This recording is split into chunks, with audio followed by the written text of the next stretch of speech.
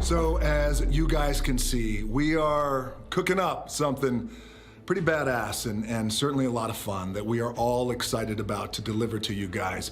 And I can't wait to show you more.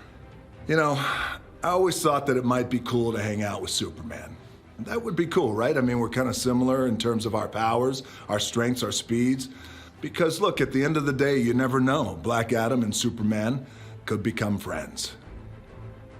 Or they won't. Who knows? Maybe we'll see. But before I go, I want you guys to help me out with something. It's something that's pretty important. I need you guys to help me get a message out to some of the other ones. Some of the other DC superheroes. Let's let Flash, Shazam, Aquaman, Wonder Woman, Batman, and Superman. Let's let them know something. Things will never be the same because the hierarchy of power in the DC universe is about to change. Welcome back, everyone. It's Charlie. Turns out the hierarchy of the DC universe did not change, or at least change in the way that The Rock was expecting. He just revealed on his social media accounts that he was basically out as Black Adam. Black Adam 2 will not be happening. There have also been a lot of interesting details about what went down behind the scenes because James Gunn rebooting the entire DC movies. Apparently The Rock had been cooking something way bigger. There was a bunch of drama behind the scenes. I'll explain what was going on and what his plans had been. There's no one on this planet that can stop me. Boom! If you're new to the channel, be sure to subscribe to get all the videos. James Gunn he already announced that the new Young Superman movie is going to be a big part of that. So of course I'll do videos for everything that they continue to reveal. But in the past few weeks, you probably saw The Rock posting a bunch about the Black Adam movie and Black Adam 2. So the first Black Adam movie underperformed financially in a big way. A bunch of the Hollywood trades, the website started reporting that there wasn't going to be a Black Adam 2 now, like the chances for sequels basically had gone away because the movie underperformed. And in response, The Rock leaked a balance sheet for the movie to Deadline and made a bunch of public posts about how the movie would actually be profitable. It would earn up to $40 to $50 million when figuring in toy sales and merch.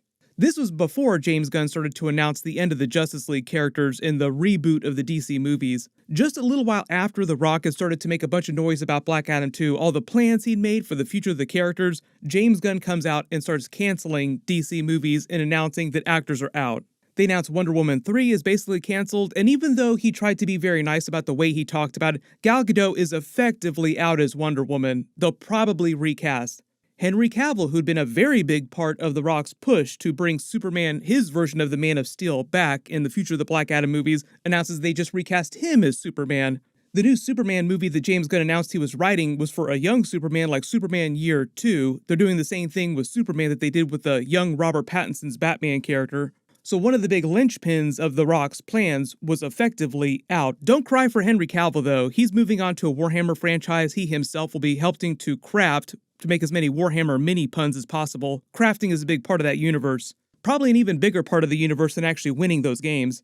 I already did a whole separate video for the trailer he released for that, so I'll put a link at the end of this and down in the description below. I'm very happy for him. He'll announce more for that soon.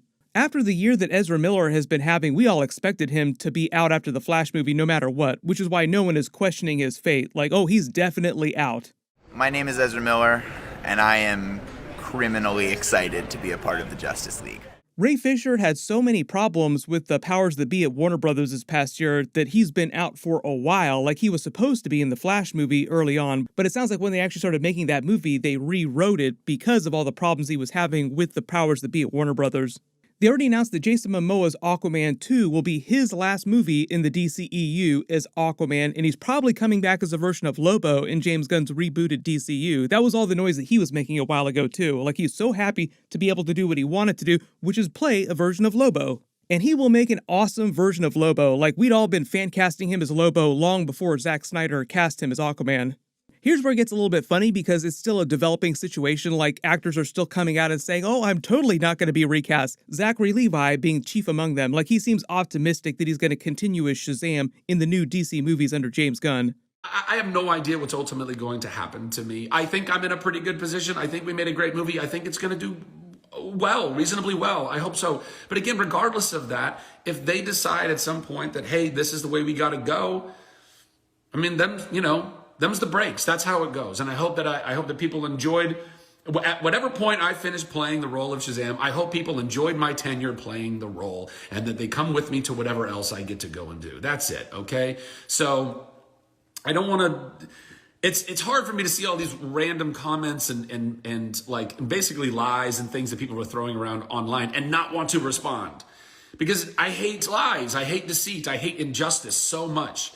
And so I want to set records straight. By the way, so does James. He's been doing this for a long time. That's why he's so active on Twitter, because he really wants people to know what's up truly and wanting to set records straight. And so it's, you know, that's why you'll see action from me or him or other people coming to defense. It's not because we want to get tied up in some random argument with an internet troll. It's because we're trying to help cut through all of this random, you know, deceitful banter that just keeps going around and around, because a lot of people who are very good, kind people who really like Shazam or these other things are getting worried, like, oh, is this all falling apart? Is this all going away? Everyone just take a breath. I know we've seen some characters, some actors that are taking an exit, and I know that's difficult. That's difficult for even me. You know what I mean? I was hoping I got to work with a lot of these folks, but it's just not the way it's going to go down right now. And I think you all need to, whoever out there is still like all drummed up and pissed off, like just trust that James is so, look, if you haven't watched what he did with Guardians, which was a total niche property that he actually brought really awesome life to, and his reboot of Suicide Squad that was better than the first one, he really made something incredible there. He understands comic books, guys. He understands world building. He understands how to do right by the canon and also by the characters and also by the audience. And Peter's there to be he's an incredible diplomat and business person. I've worked with him now for years. Just breathe.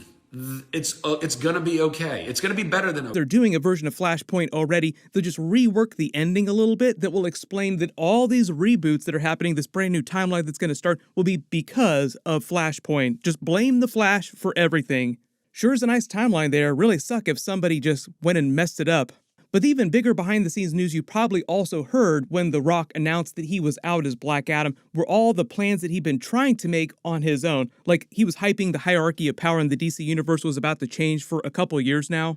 Based on what was revealed, turns out what he meant is that he was personally trying to establish Black Adam as the focal point of all the upcoming DC movies, like Justice League 2, everything. His Black Adam would be the most important character. He even turned down the chance to have cameo scenes in Shazam 2 in the Flash movie when Warner Bros. Offered them to him. Before October, before James Gunn was hired, they revealed that the current heads of DC at the time were going to use the Flash movie to set up a larger 10-year plan building towards a movie version of Crisis on Infinite Earths. They were going to use all the upcoming DC movies that were coming out next year to set that up. There were a bunch of special cameo scenes they filmed for that, like Henry Cavill filmed the cameo scene for the Flash movie where they set up the new Crisis movie. Ben Affleck's Batman also did something similar in Aquaman 2 post-credit scene that he filmed.